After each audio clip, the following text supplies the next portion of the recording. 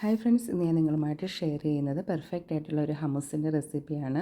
അപ്പോൾ ഇതിനായി ഞാൻ എടുത്തിരിക്കുന്നത് വെള്ളക്കടലയാണ്. ഇത് ടിന്നിൽ വാങ്ങാൻ കിട്ടുന്നതാണ്. നിങ്ങൾക്ക് വെള്ളക്കടല തലേദിവസം കുതിർത്ത് വേവിച്ചിട്ട് ഇതേപോലെ എടുക്കാവുന്നതാണ്.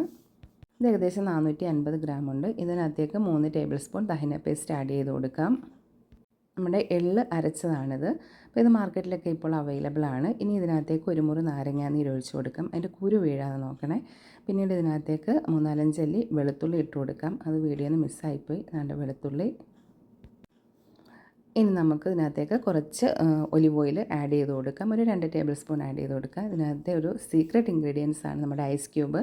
ഒരു 3-4 എണ്ണം ഇട്ട് കൊടുത്ത് ആവശ്യത്തിന് ഉപ്പും കുറച്ച് ക്യുമിൻ സീഡ്, നമ്മുടെ ചെറിയ ജീരക പൗഡർ കൂടി ആഡ് ചെയ്ത് നന്നായിട്ടൊന്ന് അരച്ചെടുക്കാം. ഐസ് ക്യൂബൊക്കെ ആഡ് ചെയ്തുകൊണ്ട് നല്ല പെർഫെക്റ്റ് ആയിട്ടുള്ള ഹമ്മൂസ് നമുക്കിവിടെ റെഡിയായി കിട്ടിയിട്ടുണ്ട്. അപ്പോൾ ഐസ് ക്യൂബ് നിങ്ങൾ സ്കിപ്പ് ചെയ്യാനേ പാടില്ല. അതുകൂടി ആഡ് ചെയ്ത് വേണം നമ്മളിത് അടിച്ചെടുക്കാൻ.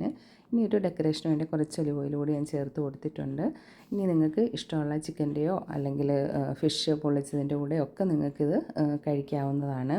അപ്പോൾ നിങ്ങൾക്കിത് ഇഷ്ടമായെന്ന് വിചാരിക്കുന്നു. അപ്പോൾ ഹെൽത്തി ആയിട്ടുള്ള ഇതേപോലുള്ള മറ്റ് റെസിപ്പികളുമായിട്ട് ഞാൻ നിങ്ങളുടെ മുന്നിൽ വരുന്നതാണ്. അപ്പം മയണൈസൊക്കെ കഴിക്കുന്നതിനെക്കാട്ടി എന്തുകൊണ്ടും നല്ലത് ഇത് തന്നെയാണ്.